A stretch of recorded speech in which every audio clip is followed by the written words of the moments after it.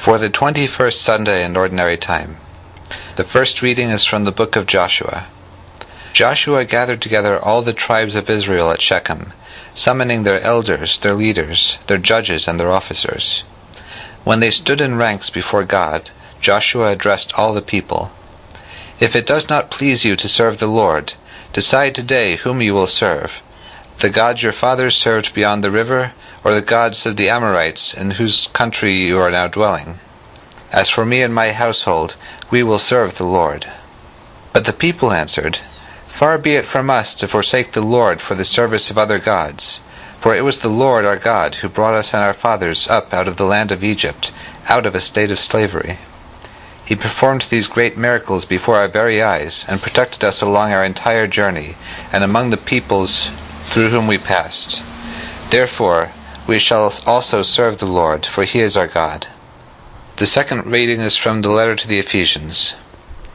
Brothers and sisters, be subordinate to one another out of reverence for Christ. Wives should be subordinate to their husbands as to the Lord. For the husband is head of his wife, just as Christ is head of the church, he himself the Savior of the body.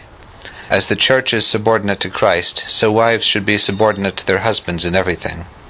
Husbands, love your wives, even as Christ loved the church, and handed himself over for her to sanctify her, cleansing her by the bath of water with the word, that he might present to himself the church in splendor, without spot or wrinkle or any such thing, that she might be holy and without blemish. So also husbands should love their wives as their own bodies. He who loves his wife loves himself. For no one hates his own flesh, but rather nourishes and cherishes it, even as Christ does the church, because we are members of his body. For this reason a man shall leave his father and his mother, and be joined to his wife, and the two shall become one flesh. This is a great mystery, but I speak in reference to Christ and the church. The Lord be with you. A reading from the Holy Gospel according to John. May the Spirit of the risen Christ be in our minds and in our hearts, that the wisdom of the gospel may penetrate the depths of our life. Many of Jesus' disciples who were listening to him speak about his flesh as food and his blood as drink said, "This saying is hard. Who can accept it?"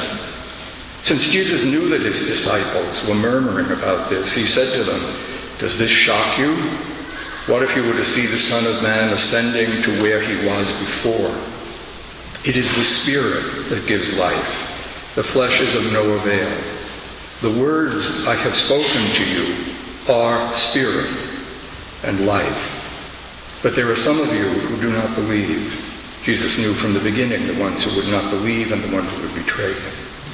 And he said, "For this reason I have told you that no one can come to me unless it is granted you by my Father."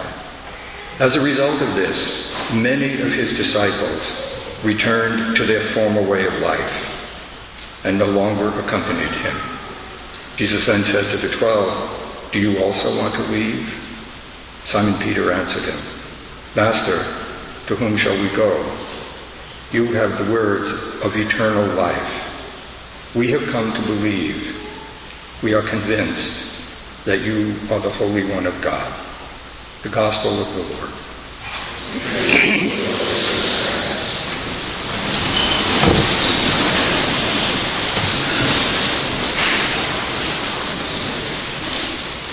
Well, since quite a few people came in after Father Daniel made his first announcement, I'll just repeat that very quickly, introducing himself. He's the director of the campus parish here at Cornell, and Sister Donna, who's responsible a lot for spiritual development here and teaching, and on the other one.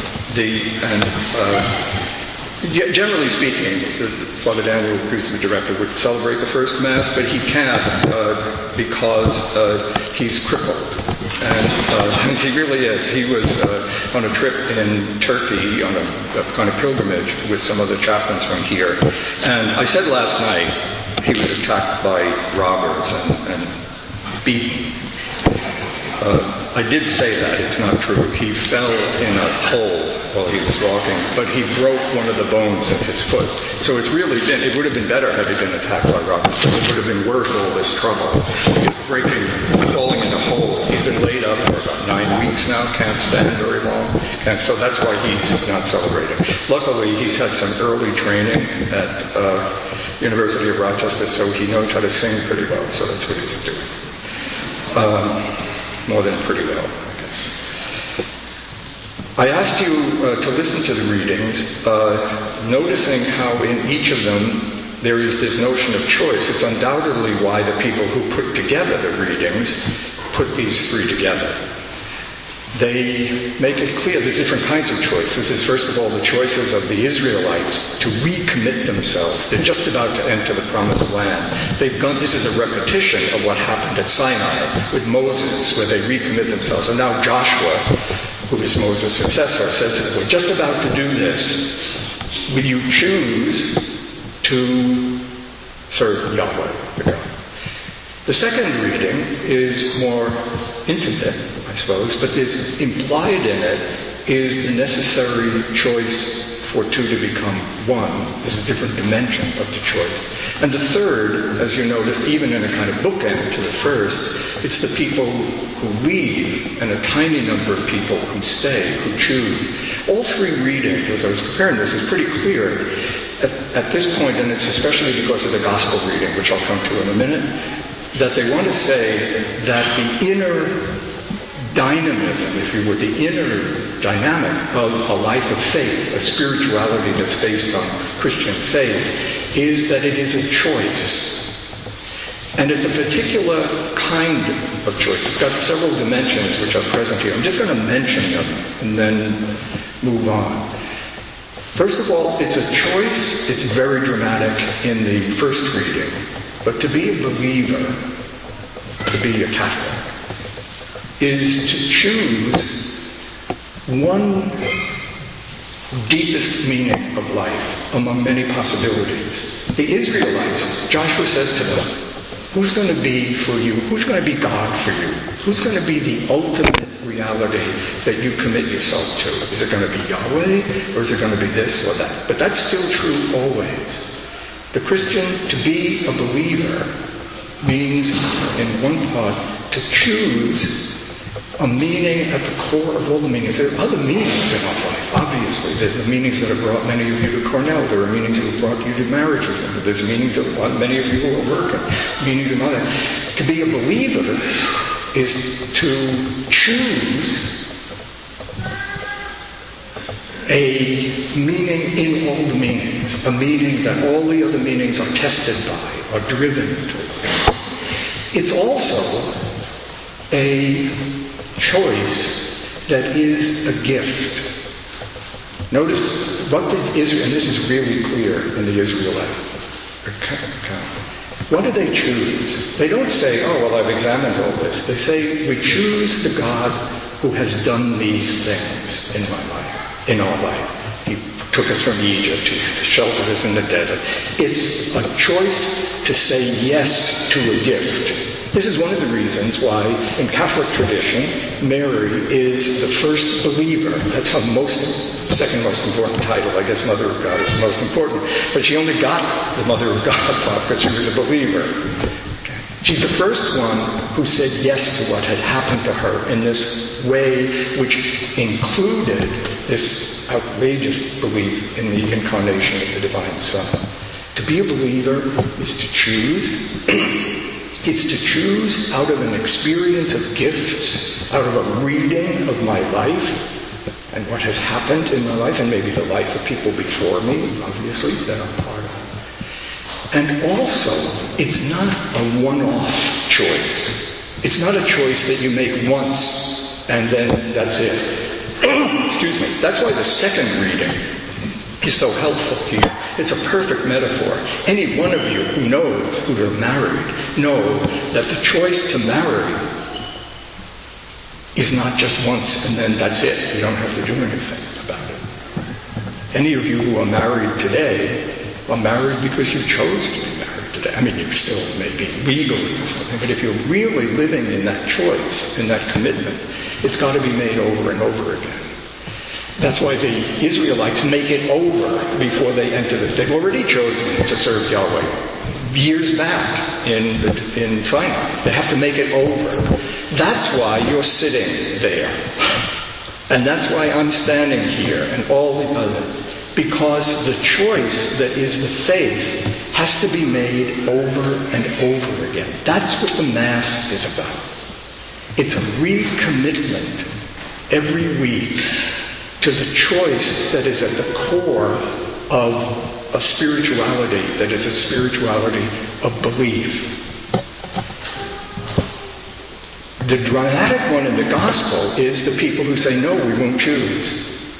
The less dramatic one, just my own idea, but all of those people, that's a very idealized reading of the first reading.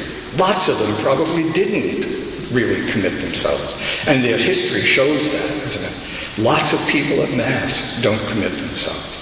Lots of people at Mass don't encounter Christ. Lots of priests don't encounter Christ at Mass. It's not just being here. It's not like sunburn. It's not that you're just physically here, or I'm here and thinking and talking. It's if I am making a commitment again within that choice. And that's what I want to talk about a bit. For the people who refuse and don't come, that's one challenge between themselves and God. How God will be mysteriously present in their life is beyond unknown. But for those people like you, me, people who do come, the great challenge is complacency. The ultimate challenge is complacency. That is to say, I'm satisfied with being here. I'm satisfied with the life that I brought here. Because if I'm going to make a commitment in the Eucharist, it's that I'm going to bring some part of my life and place it with Christ and give it to the Father. But I'm satisfied, so I do. Complacency, if you read the New Testament, it's always the complacent people who did not encounter Christ. They met Jesus, but they never found out what Peter says at the end here. We have come to believe that you are the Holy One of God. Just because you receive the Eucharist doesn't mean you encounter Christ. Just because I say the words, it doesn't mean that I encounter Christ. I've got to be really present. I've got to be really there. I've got to be open to this business of gift. And I want to talk about that in the light of the Gospel reading. This is the end of many weeks. If you've been at Mass these weeks, you know that for the last 4 weeks, we've been reading the 6th chapter of John's Gospel, the chapter of the bread of life. It's John's great meditation on the Eucharist. It's about the Mass, if you would. It's about the Eucharist, but it's about that at several levels that we have to just follow very quickly.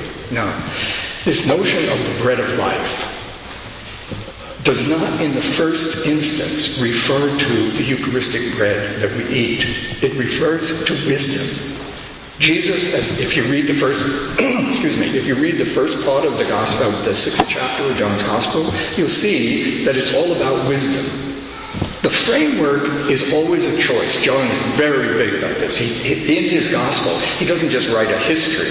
He creates these scenes in which there is, for the people who meet Christ, a necessity to move to a certain level and then choose. And some of them do, and some of them don't. And some of them get part way, and they don't get all the way. And some of them get there and then leave. Okay? So his whole first part is a kind of argument between Jesus and some of the Jewish people about whether or not he is the bread of life. But they're not talking about Eucharist. They're talking about divine wisdom. Why is bread an image of that? Because wisdom is a way of being alive. If you're really a wise woman or a wise man, you're alive in a certain way. And if you're a fool, you're not alive. Or if you're maybe not a complete fool, but foolish. I mean, in the ways you're foolish, you're not alive. You're not in touch with reality.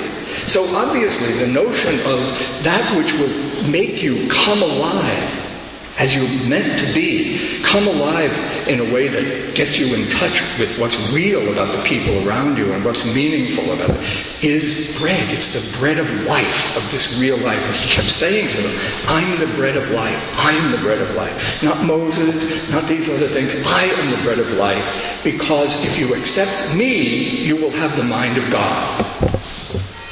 No. Okay, so this time here. But it moves on last week into another meaning of bread of life, a really shocking one. If you remember it, it's the most shocking scene in the gospel. My flesh is food, my blood is drink. If you don't drink my blood and eat my flesh, you're not going to be alive. Because over and over again, that's the thing that started this part of the reading. His disciples, not people who were his enemies, who were arguing with him about whether he's wisdom, but he moved to another level. And they said, wait a minute, this is horrible. Of course it's horrible if you're thinking on this level, this physical level. This is John's gospel all the time. Think this level, you miss the point. Think this level, you're beginning to be thinking where you might encounter Christ. But of course he's not saying that we're cannibals. Right? But what is he saying? Why does he insist? Why does he choose this almost revolting way to insist on it, and then turn to his intimate disciples and say, will you also go away? I think one of the reasons is that even getting to the level where we begin to hear what he's saying, you have to leave ordinary consciousness. It's like a Zen master. He's going to whack you out of ordinary consciousness. Well, what does he mean? If he doesn't mean chewing on him, and that's actually the word he uses the Greek word in John for chewing, like an animal, unless he's chewing flesh. If he doesn't mean that, what does he mean? Well, he means something equally hard to believe and very hard to trust. He means that, and the first phrase I'm going to come back to in a minute, would you also go away? I want to come back because I think that's the theme of this Mass. But there's a second one, which is just an ordinary kind of banal thing. You are what you eat. Right? That's why people don't eat crap food and things, right? Because you become what you eat. Eat me, he said. It's absurd. It takes a real stretch of belief to believe. Just think about yourself when you close your eyes and think about yourself and say, you can become Christ. It says, it's not revolting, but it is as far away from ordinary human consciousness. If you eat this bread, you're saying that you are willing to become Christ. That my mind snips mine, while remaining itself can gradually be transformed into, be shaped by Christ's mind. My heart, Christ's heart. My choices, Christ's choices. To be a believer is to choose. To choose is to accept a gift. And this is really important because this thing, when you come up to receive this morning, hear Christ say that to you. You should do it every time you receive. Will you also go away? Or is receiving this a choice to stay and to be his disciple? It's not saying, okay, come on now, pull yourself together and do this. It's not that. It's saying, do you recognize that you have the gift for this? Will you search for the gift for this? It's just like the other thing in John's Gospel, which Jesus says to Peter, Peter, do you love me? Very famous, right? Everybody knows it. 3 times. Peter, do you love me? Peter, do you love me? He's not asking Peter to come up with something. He's asking Peter to live with the question so that the question opens up in him this gift that he will find to be able to say, Lord, you know everything. You know that I love you. Same thing here. When Jesus says, will you go away? It's not like some sentimental thing. Are you going to leave too? No. It's to us. It's so that we will believe. Will you also choose to stay with the gift or the search for the gift? Is it going to be something you'll live very well all the time? Obviously not. Peter, the one who said this, we have come to know that you are the Holy One, betrayed him just a little while after this. Refused him, denied him. So it's not a simple thing. It's not a fairy story. But it is choice. It is a life of faith. There's people all around us here. There's a few hundred people here, maybe. There's thousands of people at Cornell. God deals with all of them in mysterious ways we don't understand. But the way he deals with you and me is as believers. Whatever has brought me here in my life, whatever family I happen to be born into, all of those things, I am faced with this choice. And if you come to the Eucharist, it will be an encounter with Christ only if it is a recommitment and choice. Will you also go away? Will you become what you eat here this morning?